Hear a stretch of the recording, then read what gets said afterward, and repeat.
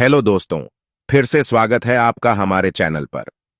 आपका दोस्त आवारा स्टोरी टेलर हर रोज आपको एक कहानी सुनाता है और आज फिर हाजिर है आपके लिए एक और रोचक कहानी लेकर। कहानी मुंशी प्रेमचंद द्वारा लिखी गई है और कहानी का शीर्षक है परीक्षा। तो कहानी कुछ इस प्रकार है। नादिर शाह की सेना ने दिल्ली में कत्लेआम कर रखा है। गलियों में खून की नदियां बह रही हैं। चारों तरफ हाहाकार मचा हुआ है। बाजार बंद हैं। दिल्ली के लोग घरों के द्वार बंद किए जान की खैर मना रहे हैं। किसी की जान सलामत नहीं है। कहीं घरों में आग लगी हुई है, कहीं बाजार लुट रहा है। कोई किसी की फरियाद नहीं सुनता। रईसों की बेगमें महलों से निकाली जा रही हैं और उनकी बेहुरमती की जाती है। ईरानी सिपाहियों की रक्त पिपासा किसी तरह नहीं बुझती। मानव हृदय की क्रूरता, कठोरता और पैशाचिकता अपना विकरालतम रूप धारण किए हुए हैं। इसी समय नादिर शाह ने बादशाही महल में प्रवेश किया। दिल्ली उन दिनों भोग विलास की केंद्र बनी हुई थी। सजावट और तकल्लुफ के सामानों से रईसों के भवन भरे रहते थे। स्त्रियों को बनाव सिंगार के सिवा कोई काम न था। पुरुषों को सुख भोग के सिवा और कोई चिंता न थी। राजनीति का स्थान शेरो शायरी ने ले लिया था। समस्त प्रांतों से धन खींच खींच कर दिल्ली आता था और पानी की भांति बहाया जाता था। वेश्याओं की चांदी थी। कहीं तीतरों के जोड़ होते थे, कहीं बटेरों और बुलबुलों की पालियां ठनती थीं। सारा नगर विलास निद्रा में मग्न था। नादिर शाह शाही महल में पहुंचा तो वहां का सामान देखकर उसकी आंखें खुल गईं। उसका जन्म दरिद्र घर में हुआ था। उसका समस्त जीवन रणभूमि में ही कटा था। भोग विलास का उसे चस्का न लगा था। कहां रणक्षेत्र के कष्ट और कहां यह सुख साम्राज्य। जिधर आंख उठती थी उधर से हटने का नाम न लेती थी। संध्या हो गई थी। नादिर शाह अपने सरदारों के साथ महल की सैर करता और अपनी पसंद की चीजों को बटोरता हुआ दीवाने खास में आकर कारचोबी मसनद पर बैठ गया। सरदारों को वहां से चले जाने का हुक्म दे दिया। अपने सब हथियार खोलकर रख दिए और महल में दरोगा को बुलाकर हुक्म दिया, मैं शाही बेगमों का नाच देखना चाहता हूं।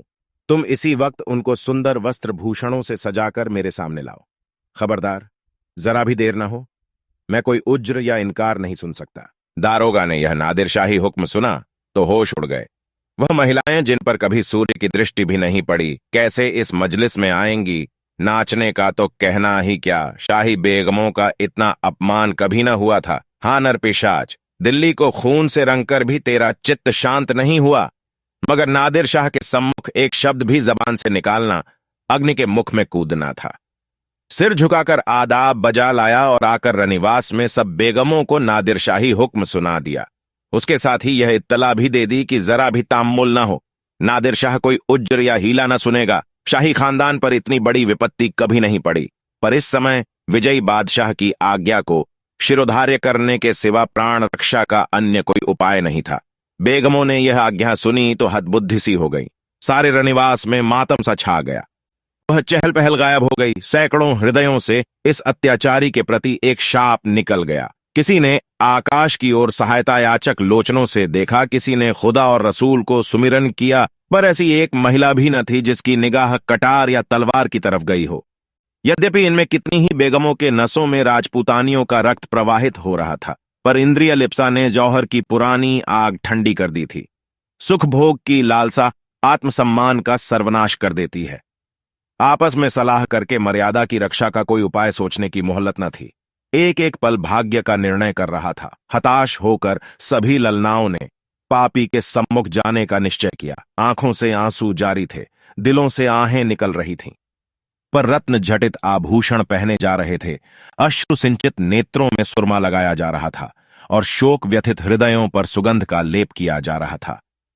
कोई केश गूंथती थी, कोई मांगों में मोतियां पिरोती थी।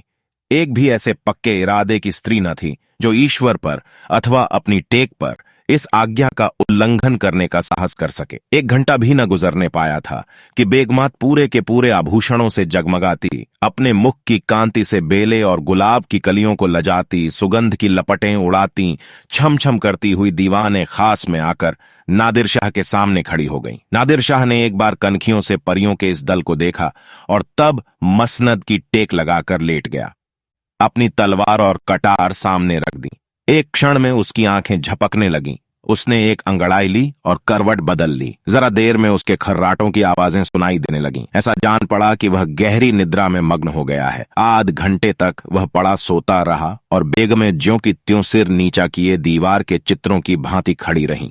उनमें दो एक महिलाएं जो ढीठ थीं, घूंघट की ओट से नादिर शाह को देख भी रही थीं और आपस में दबी जबान में कानाफूसी कर रही थीं। कैसा भयंकर स्वरूप है, कितनी रणोन्मत्त आंखें हैं, कितना भारी शरीर है, आदमी काहे को है, देव है। सहसा नादिर शाह की आंखें खुल गईं। परियों का दल पूर्ववत खड़ा था। उसे जागते देखकर बेगमों ने सिर नीचे कर लिए और अंग समेटकर भेंड़ों की भांति एक दूसरे से मिल गईं। सबके दिल धड़क रहे थे कि अब यह जालिम नाचने गाने को कहेगा, तब कैसे क्या होगा। खुदा इस जालिम से समझे, मगर नाचा तो न जाएगा, चाहे जान ही क्यों न जाए। इससे ज्यादा जिल्लत अब न सही जाएगी।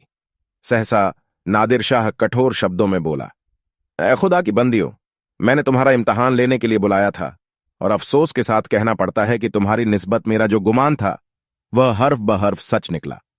जब किसी कौम की औरतों में गैरत नहीं रहती तो वह कौम मुर्दा हो जाती है।